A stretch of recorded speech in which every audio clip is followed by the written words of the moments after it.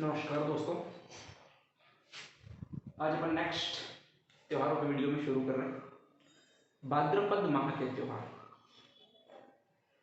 भाद्रपद माह के त्योहार बहुत आसान स्टोरी में पढ़ रहे हैं, फिर आराम से सुनिए, अपने आप याद रह जाएगी।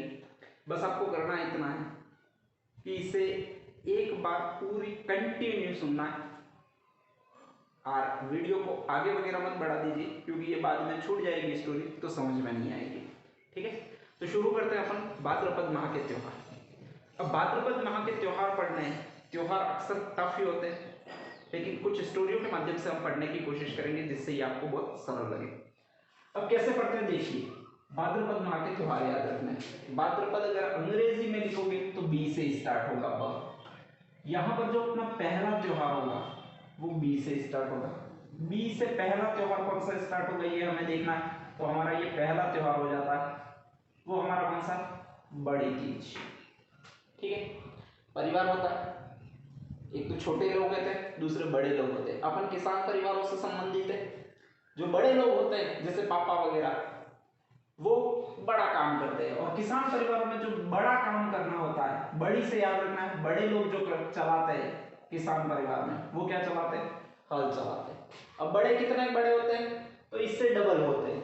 बेटा 20 साल का होता है तो पिता 40 साल का हो जाता है। ठीक है, तो तीज का डबल जो होता है वो कौन सा होता है, छठ। अब यहाँ पर हल चलाया, पहला त्योहार अपना बड़ी तीज, 20 से बड़े लोग हल चलाते हैं, हल छठ। अब हल चलाना होता है तो खेत में खड़े खड़े चलाना होता है, खड़े को कहते हैं उबा रहना।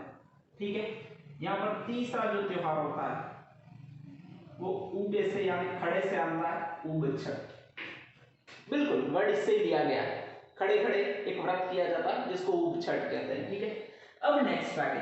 अब हल किसका प्रतीक है, तो हल हमारे एक देवता का प्रतीक है जिसको क्या कहा जाता है, बलराम। आप जानते ही हो इतिहास में दो भाई थे, एक तो बलराम थे हमारे, एक छोटे भाई थे इनके।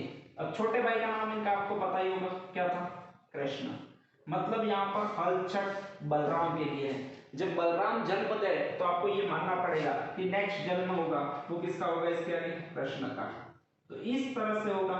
कृष्ण पर कौन सा त्योहार आएगा, जन्माष्टमी। सब जानते हैं, मटकी फोड़ी जाती है, दही भरा जाता है, उसको कभी कभी चाट भी लेते हैं, कोई दिक्कत नहीं है। तो ये जन्माष्टमी होता है। अब कृष्ण जन्म गए, ठीक है, कृष्ण काले थे, सांवले रंग के थे, कृष्ण पक्ष में होगा। कृष्ण वाली जो थी वो धोड़ी थी, गौरी थी। कौन थी, राधा। तो यहाँ पर जो दूसरा त्योहार होगा राधाष्टमी, वो हमारा कौन से पक्ष में होगा, शुक्ल पक्ष में। ठीक है, एक बलराम घर में पहले से थे ही, दूसरे हमारे कौन से आ गए, कृष्ण। ठीक है, अब जब भी दो टापर मिल जाते हैं घर में तो महाभारत का युद्ध वही शुरू हो जाता है।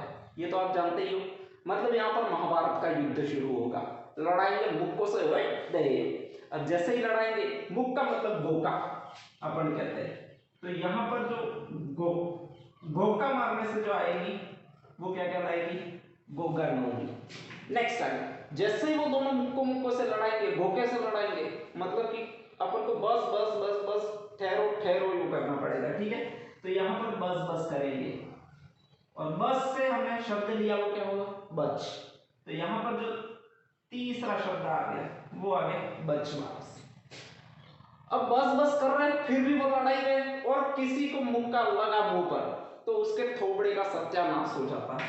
और यही से सत्यानाश होने से एक अमावस्या आएगी हमारी। वो हमारी अमावस्या कौन सी कहलाएगी, सतिया अमावस्या। रेगुलर कंटेंट याद रह जाएगा, एक बार वापस सुन लीजिएगा अगर नहीं याद रहे तो वीडियो के द्वारा। ठीक है, सबसे पहले बी से हमने त्योहार स्टार्ट किए हैं। बड़ी तीज, बड़े लोग हल चलाते हैं, हल उबे उबे चलाया जाता है, मतलब खड़े खड़े। ठीक है, हल चलाने वाले कौन, बलराम। बलराम जन्म के नेक्स्ट कौन होंगे, कृष्ण। कृष्ण पर कौन सा हमारा त्योहार हो जाता है, कृष्ण जन्माष्टमी। और बाकी दोनों लड़ाएंगे, इसी आधार पर ये त्योहार आ जाते हैं। अब ये सारा पक्ष होता है हमारा, वो कौन सा पक्ष होता है, कृष्ण पक्ष, ध्यान रखना। नेक्स्ट आगे हमें आगे पढ़ना इन त्योहारों के विस्तृत डिटेल के बारे में। ठीक है, इससे पहले हम दूसरा पक्ष, कृष्ण पक्ष का विपरीत जो पक्ष होता है वो कौन सा पक्ष होता है? शुक्ल पक्ष। इसके त्योहार भी देख लेते हैं कौन कौन से होते हैं।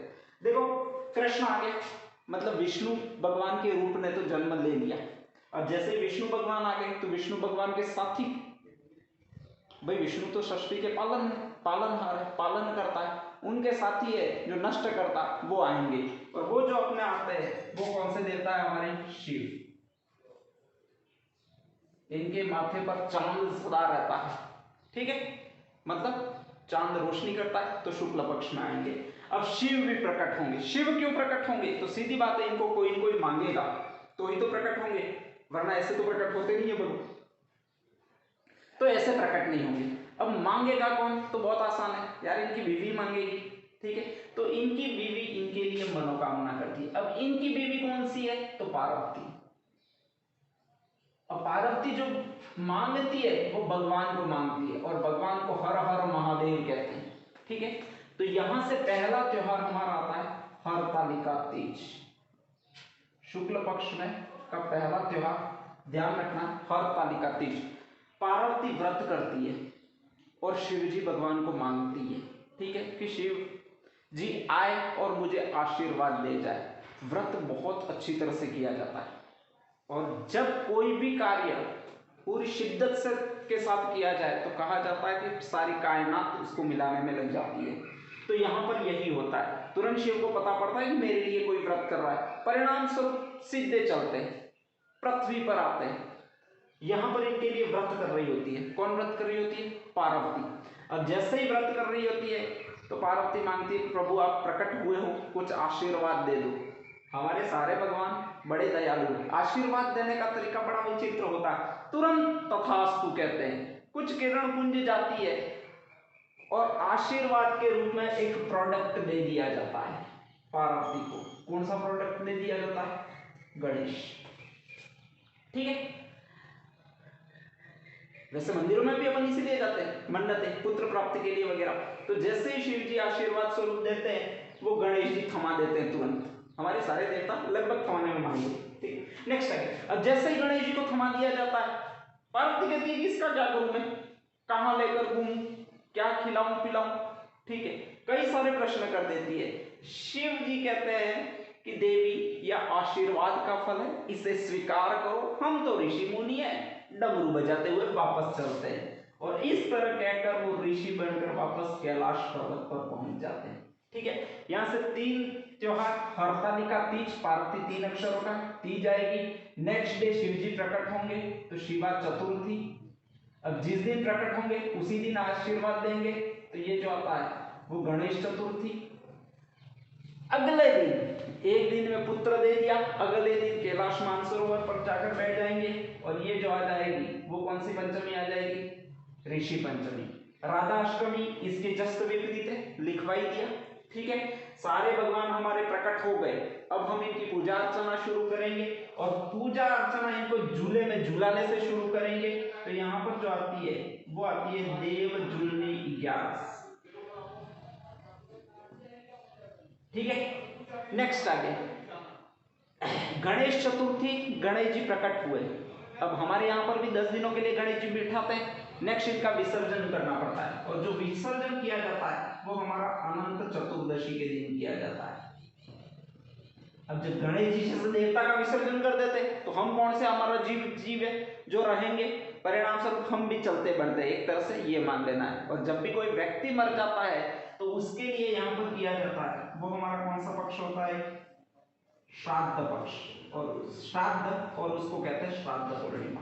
तो इस तरह से ये जो त्योहार हो जाते हैं वो हमारे कौन से हो जाते हैं? शुक्ल पक्ष के।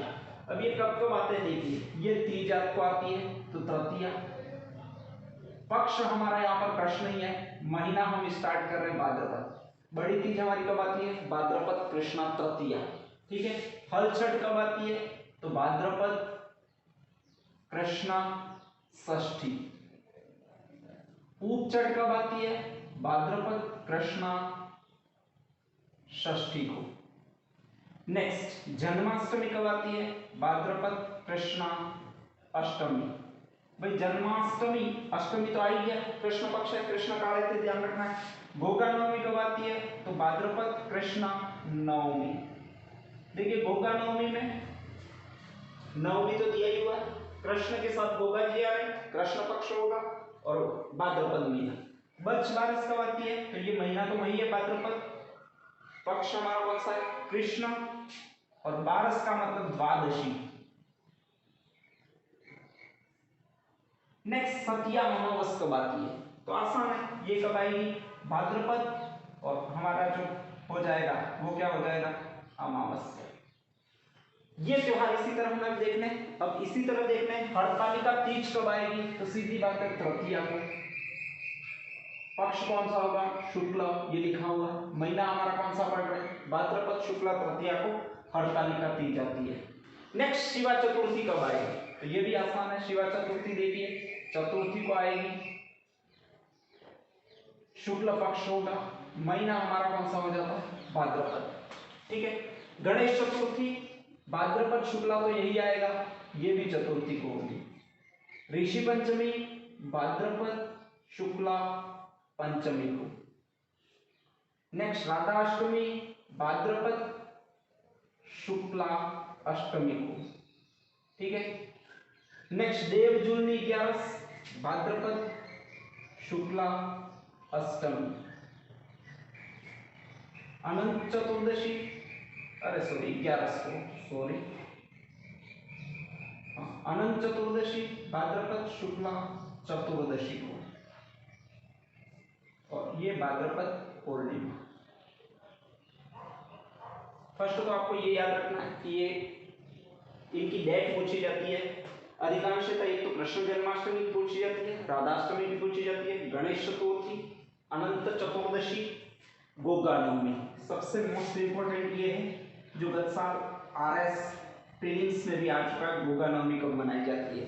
ठीक है, तो ये आपको निश्चित रूप से ध्यान रखना है। गोगा नवमी ध्यान रखने के लिए कृष्ण के साथ है, ये ध्यान रख लीजिएगा तो ध्यान रह जाएगा।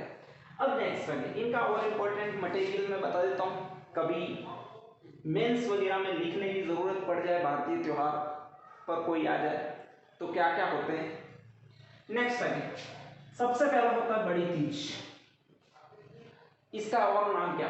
बड़ी होती है, जो बड़ी बहन होती है उसको हम छोटी बहनें गालियां देती है, या तो काजड़ी कहती है, सातुड़ी कहती है, बूढ़ी कहती है,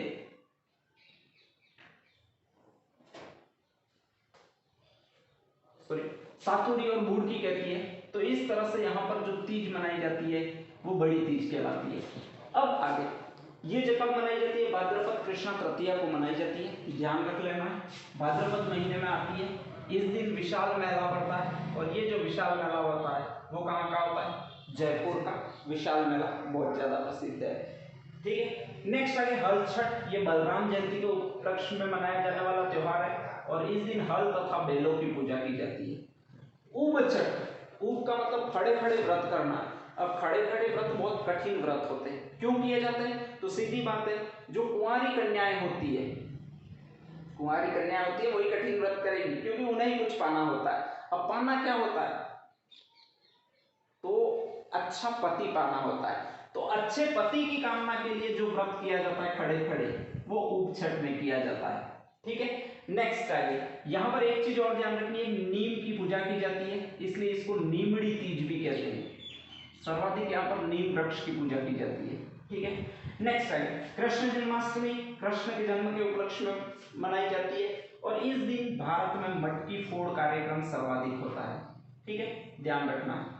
नेक्स्ट गोगा नवमी, गोगा जी की जयंती है। बच्छ बारस, बच्छ किसको कहते हैं या बछड़े किसको कहते हैं? तो जो गाय के बछड़े होते हैं, छोटे छोटे बच्चे होते हैं, उनको बछड़े कहते हैं। यहाँ पर सीधी बात है गायों की पूजा की जाती है, और जब गायों की पूजा की जाती है तो गाय के जो दूध या दूध से बनी चीजें होती है उनका सेवन इस दिन वर्जित होता है, मतलब गाय के बछड़ों को ही दूध सारा पिला दिया जाता है। सतिया अमावस बस इस दिन मनाई जाती है, उतना ही ध्यान रखना। हरतालिका तीज पार्वती जी ने सर्वप्रथम की थी शिव को प्राप्त करने के लिए, मतलब महादेव की पूजा की जाती है। शिवा चतुर्थी, इसमें भी महादेव की ही पूजा की जाती है। ठीक है। नेक्स्ट आ गई गणेश चतुर्थी, विघ्न का नाश करने के लिए विघ्न हरण लंबोदर गजराज गणराज के रूप में गणपति की पूजा की जाती है। ठीक है। ऋषि पंचमी, इस दिन समस्त ऋषियों की पूजा की जाती है, उन्होंने विज्ञान के रूप में अपना अमूल्य योगदान दिया है, इसलिए समस्त ऋषियों की पूजा की जाती है। इसी दिन एक माहेश्वरी समाज होता है, उसमें रक्षाबंधन मनाया जाता है, ये इंपॉर्टेंट है, ध्यान रख लीजिएगा। माहेश्वरी समाज जिसमें रक्षाबंधन मनाया जाता है। राधाष्टमी, राधा पर ध्यान है। देव झूलनी 11, अब देव झूलनी, देवों को विमानों में झुलाया जाता है। जब ऐसी किसी को सुख सुविधाएं दी जाती है तो वो आदमी हट्टा कट्टा बनता है। ठीक है। जो हट्टा कट्टा बनेगा तो डोले शोले उसके अच्छे बनेंगे, तो इसका जो दूसरा नाम है वो डोल 11 भी है, ध्यान रखना। या देव झूलनी एकादशी, या फिर इसको कहते हैं जल झूलनी एकादशी। ठीक है। तीनों एक ही नाम है, देव झूलनी एकादशी या देव झूलनी 11, ये भाद्रपद महीने के शुक्ल पक्ष में आती है। ठीक है। अनंत चतुर्दशी, यहाँ पर गणपति जो हमने बिठाए होते हैं उनका विसर्जन करना होता है। ठीक है। नेक्स्ट आगे श्राद्ध पूर्णिमा, इस दिन ये माना जाता है कि यम नरक या स्वर्ग के द्वार खुलते हैं और समस्त आत्माएं होती है वो पृथ्वी पर विचरण करती है, परिणाम स्वरूप उन आत्माओं को खाना खिलाया जाता है। किस रूप में? पक्षियों के रूप में, और पक्षियों में भी सर्वत्र किस रूप में?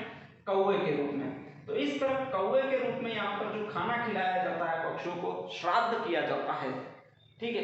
वो क्या कहलाती है? श्राद्ध पूर्णिमा कहलाती है। इंपॉर्टेंट है,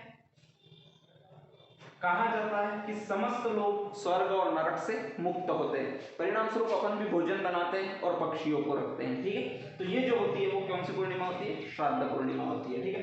तो भाद्रपद माह के ये कंप्लीटली त्योहार हो जाते हैं। अगर आपको अच्छा लगे हो त्योहार कैसे याद होते हैं ये ट्रिक, तो जरूर इसको शेयर कीजिए और सब्सक्राइब कीजिए। धन्यवाद।